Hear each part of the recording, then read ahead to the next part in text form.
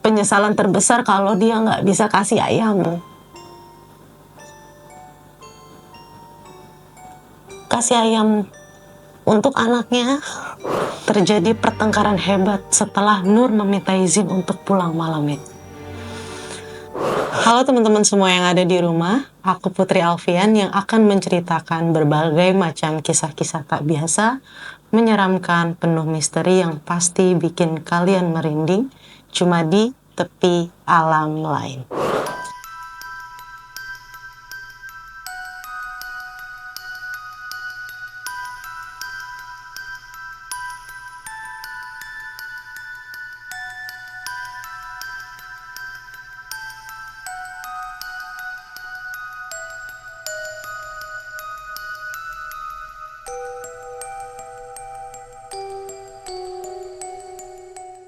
Ampun, jangan bunuh saya, kasihan Lala.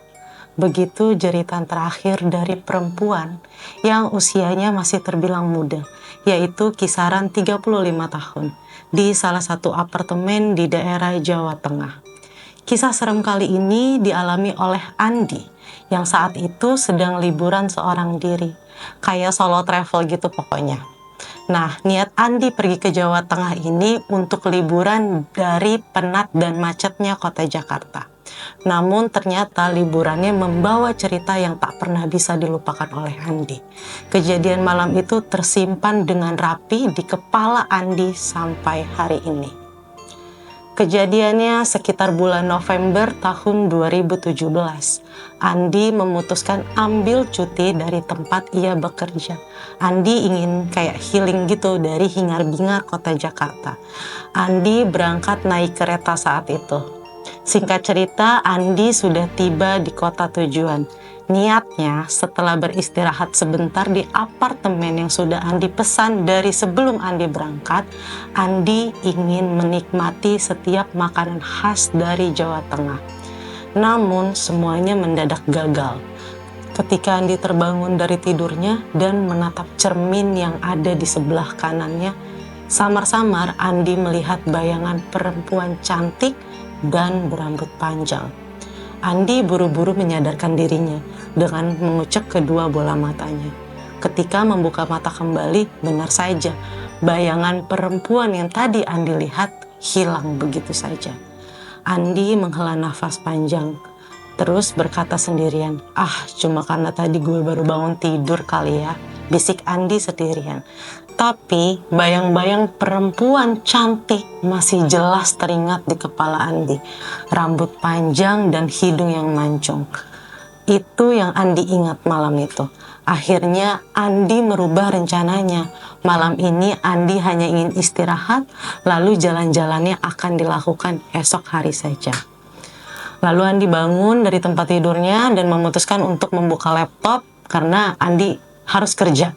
Mengingat jabatan Andi nih sangat penting di kantor. Jadi mau liburan kayak gimana pun Andi tetap harus bekerja. Andi berusaha menikmati malam itu, membuka laptop sambil bekerja, dan Andi juga memutuskan untuk menonton film horor sambil menikmati mie instan cup yang memang disediakan dalam apartemen yang Andi sewa selama 7 hari ke depan. Gak terasa waktu itu sudah menunjukkan pukul 3 pagi. Andi memutuskan untuk beristirahat agar besok pagi Andi bisa bangun dan jalan-jalan menikmati setiap sudut kota Jawa Tengah. Ketika mata Andi terpejam, Andi dikejutkan lagi dengan bayang-bayang perempuan yang ia lihat di cermin tadi. Kali ini seluruh badan dan mulut Andi kaku. Tidak ada satupun yang bisa Andi lakukan. Andi seolah-olah masuk ke dalam dimensi yang ia pun gak ngerti kenapa bisa terjadi. Andi melihat 2 orang yang masuk ke dalam apartemen tersebut. Satu laki-laki yang umurannya kira-kira 45 tahun dan yang satu adalah perempuan yang tadi Andi lihat di dalam cermin bersama laki-laki itu masuk ke dalam apartemen yang Andi sewa malam itu. Andi melihat semua kejadian itu dengan sangat jelas, dengan mata tertutup dan seluruh badan yang kaku. Tidak berapa lama mereka berdua memasuki kamar. Si laki-laki ini membuka sebotol minuman keras, lalu dinikmati berdua. Seolah-olah di dalam kejadian yang Andi lihat, mereka berdua sudah biasa melakukan hal ini. Lalu mereka melakukan hubungan layaknya suami istri. Tapi Andi yakin betul bahwa yang mereka lakukan adalah sebuah hubungan terlarang.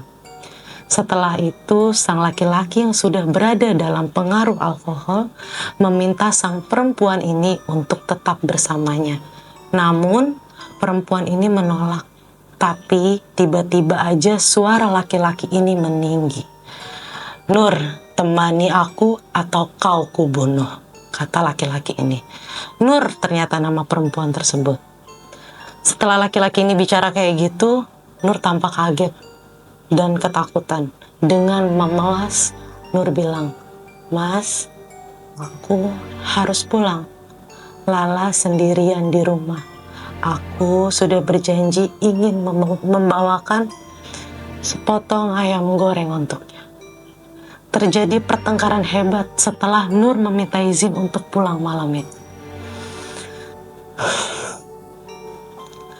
Di tengah-tengah pertengkaran, leher Nur dicekik. Meski mencoba melawan, namun tenaga Nur kalah. "Ampun, jangan bunuh saya. Kasihan Lala." Setelah bicara seperti itu, kesadaran Nur mulai menurun terus-menerus. Sampai sesaat sebelumnya, akhirnya Nur kehabisan nafas. Nur berkata, "Oke, Lala, tunggu ibu di rumah." Lalu Nur meninggal di tempat. Andi melihat semua kejadian yang lampau itu begitu nyata, seolah-olah ini adalah mimpi. Tapi Andi sadar betul bahwa itu bukan mimpi. Andi melihat dengan nyata seolah ini adalah mimpi. Tapi Andi sadar betul bahwa kejadian yang ia lihat semuanya itu bukan mimpi. Setelah itu, tiba-tiba Nur hadir menampakkan dirinya dan tersenyum kepada Andi. Lalu Nur berkata, "Tolong sampaikan pada Lala. Ibu ingin sekali memeluknya." Andi sadar dan terbangun dari tempat tidurnya.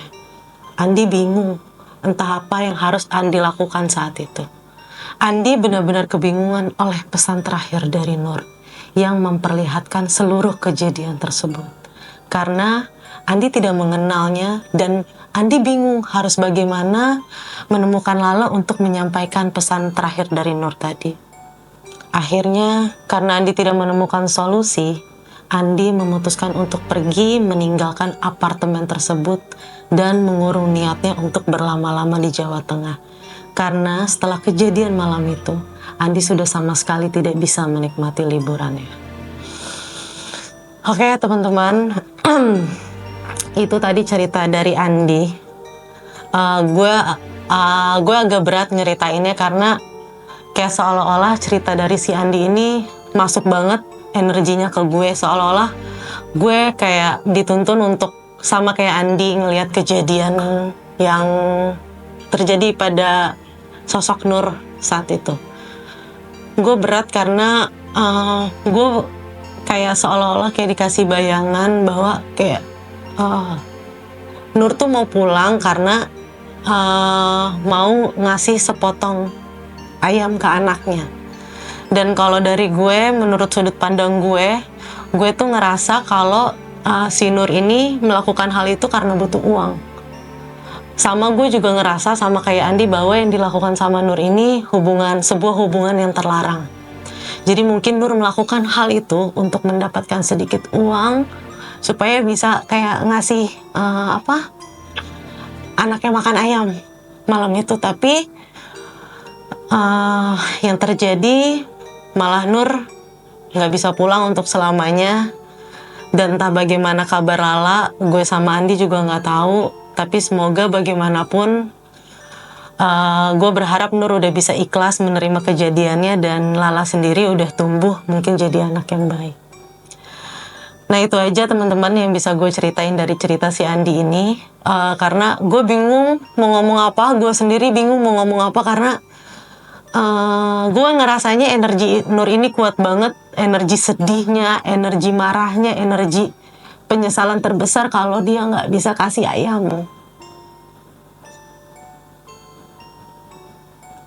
Kasih ayam untuk anaknya.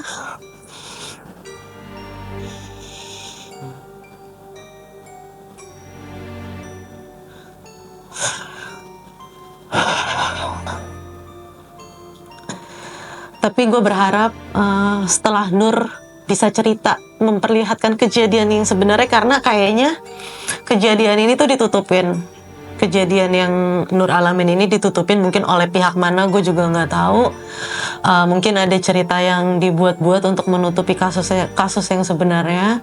Jadi gue berharap Nur bisa lega setelah menceritakan semua sama Andi dan memperlihatkan semua kejadian yang Nur alami kepada Andi. Oke, teman-teman, jadi itu aja yang bisa gue ceritain, cerita dari Nur yang dialami oleh Andi, yang Andi ceritakan ke gue. Semoga teman-teman senang dengarnya, dan semoga teman-teman yang di rumah juga bantu ngedoain Nur ataupun Lala. Semoga Nur udah berdamai, semoga Lala juga udah tumbuh jadi anak yang baik. Oke, kalau gitu teman-teman, gue mau pamit. Kalau teman-teman punya cerita misterius yang mau diceritain di sini, teman-teman bisa kirim ke sini. Oke teman-teman, selalu ingat kalau bukan cuma kita yang ada di alam ini. Jadi tunggu cerita lainnya dari gue, Putri Alfian, di tepi alam lain.